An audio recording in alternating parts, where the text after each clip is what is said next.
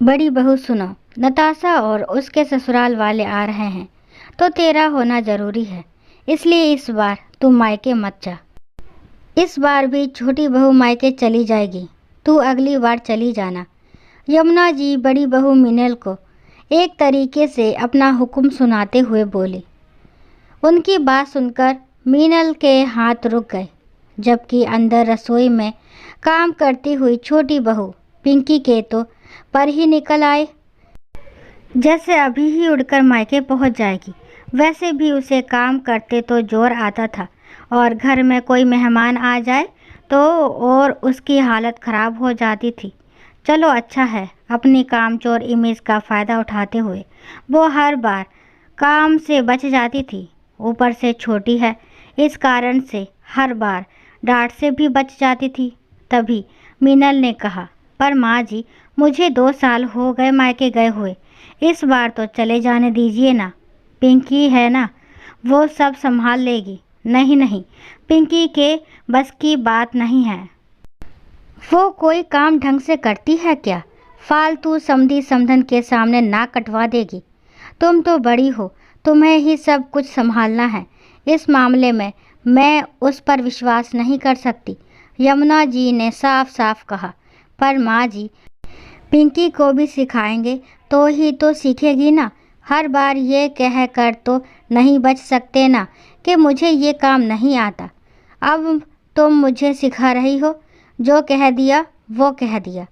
तुम मायके नहीं जा सकती, यमुना जी ने अपना निर्णय सुनाते हुए कहा। पर माँ जी, नताशा के ससुराल वाले 1 सप्ताह के लिए आ रहे हैं, उसके बाद मैं मायके चली जाऊंगी। पर मुझे मायके जाने दीजिए ना, मीनल ने विनती करते हुए कहा। कह दिया ना, समझ नहीं आ रहा है? कोई 1 सप्ताह में पिंकी तो लौट कर आएगी नहीं। अगर तुम भी चली जाओगी तो फिर यहाँ का काम कौन संभालेगा? नताशा के ससुराल वाले तो 1 सप्ताह बाद चले जाएंगे, लेकिन नताशा तो यहीं पर रहेगी। वैसे भी शादी से पहले इतने साल रह तो ली मायके में, अभी भी मायके से पेट नहीं भरा तुम्हारा।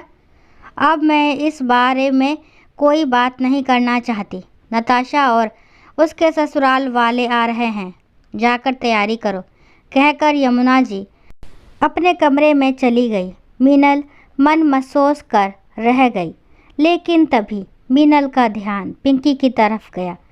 उसकी मुस्कुराहट ने उसके कलेजे को चीर कर रख दिया। छोटी बहू का भी मायके से पेट नहीं भरा और ननद का भी मायके से पेट नहीं भरा, लेकिन बड़ी बहू जो कि जिम्मेदारी लेती है, उसका पेट मायके से भर जाना चाहिए था। भला ये क्या सोच है? इसका तो साफ मतलब यही हुआ कि जो जिम्मेदारी उठाता है वही हर बार पिसता है। पर इस बार मीनल इस फैसले को मानने को तैयार नहीं थी। मन ही मन उसने कुछ निर्णय लिया और अपने काम में लग गई। पिछली बार भी मीनल मायके नहीं जा पाई थी, क्योंकि तब यमुना जी का बाथरूम में पैर फिसल गया और वो गिर गई थी, तो उनके पैरों में फ्रैक्चर आ चुका था। मीनल ने ही उनको संभाला था। तब भी छोटी बहू पिंकी बहुत खुश हुई थी, क्योंकि उसे तो जाने का मौका मिल चुका था। वो तो सप्ताह भर ही यहाँ पर रुकी थी, उसके बाद अपने मायके चली गई थी। तब भी ननद नताशा 1 महीने के लिए यहाँ पर आकर रुकी थी। उस बीच मीनल ने हिम्मत करके ज़रूर कहा था, माँ जी, अभी तो नताशा दीदी आई हुई है, मैं 2 दिन के लिए अपने मायके जाकर आ जाती हूँ। मुझे भी मम्मी से मिलने की इच्छा हो रही है।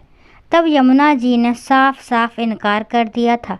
बहू, नताशा आई हुई है, मेरे पैरों में चोट लगी है और तुम्हें मायके की पड़ी है। ये जिम्मेदारी उठाती हो तुम ससुराल की। पर माँ जी, पिंकी भी तो गई है। मीनल ने सिर्फ इतना सा ही कहा था कि यमुना जी ने अच्छा खासा हंगामा कर दिया। अब तुम छोटी बहू की बराबरी करोगी? तुम बड़ी बहू हो, तुम्हें ज़्यादा जिम्मेदार होना चाहिए। कल को मेरे बाद इस घर को तुम्हें संभालना है और तुम उसकी देखा देखी तुलना करने लगी। नताशा तो कुछ दिनों के लिए आई है, अब क्या मायके में भी ये काम करेगी? शर्म आने की बात है। दो दो बहुओं के होने के बावजूद बेटी को मायके आकर काम करना पड़ रहा है। आगे मीनल कुछ कह नहीं पाई थी। जब भी ससुराल में कोई काम होता तो मीनल का ही प्रोग्राम कैंसिल होता, जबकि पिंकी तो आराम से घूम फिर कर आ जाती थी। शाम को जब दोनों भाई आ गए तो पूरा परिवार साथ बैठा हुआ था। तब पिंकी ने अपने पति महेश से कहा, सुनो जी, मेरे मायके का टिकट करवा देना। छुट्टियों में मायके जाकर आऊँगी और आराम से 1 महीने बाद आऊँगी। मीनल को देखकर पिंकी ने मुस्कुराते हुए ये बात कही। तभी मीनल बोली, हाँ देवर जी, पर टिकट 1 सप्ताह का ही करवाना, क्योंकि नताशा दीदी के ससुराल वालों के जाने के बाद मैं अपने मायके जा रही हूँ और इसके लिए मैंने टिकट ऑनलाइन बुक करवा ली है। यमुना जी भी वही बैठी हुई थी। मीनल की बात सुनकर वो बोली, पर बहू, मैंने तो मना किया था ना, फिर क्यों? अब तुम अपनी मनमर्जी करने लगी हो? माँ जी, नताशा दीदी तो 1 सप्ताह के लिए अपने ससुराल वालों के साथ आ रही हैं। उनके ससुराल वाले तो 1 सप्ताह बाद रवाना हो जाएंगे, पर नताशा दीदी तो यहीं पर रहेंगी, तो वो संभाल लेंगी। पर मैं इस बार अपने मायके ज़रूर जाऊंगी। मुझे भी अपनी मम्मी से मिले हुए 2 साल हो चुके हैं। क्यों फ़ोन पर बात नहीं होती है क्या तेरी? आए दिन तो बात करती रहती है अपनी माँ से। माँ जी, फ़ोन की बात अलग है, मेरा भी जी चाहता है मायके जाने का, मेरे परिवार वालों से मिलने का, कुछ वक्त उन लोगों के साथ गुजारने का। मीनल ने जवाब दिया, बहू, इतने साल तो अपने मायके रह ली, क्या तेरा जी नहीं भरा अभी तक? यमुना जी हाथ नचाते हुए बोली, कितनी अजीब बात है माँ जी, छोटी बहू का जी नहीं भरा मायके से, आपकी बेटी का भी जी नहीं भरा मायके से, पर बड़ी बहू का जी भर जाना चाहिए मायके से। आखिर मैं भी तो किसी की बेटी हूँ। मेरे भी माता पिता मेरा इंतज़ार करते हैं कि साल में 1 बार ही सही हमारी बेटी हमसे मिलने तो आएगी। जो जिम्मेदारी निभाता है उसी को क्यों दबाया जाता है? आपके लिए तो दोनों बहू एक जैसी होनी चाहिए ना, एक को इतनी छूट और दूसरी को इजाज़त भी नहीं। इस बार मैं मायके जाऊंगी और ज़रूर जाऊंगी, चाहे आप मुझे इजाज़त दो या ना दो।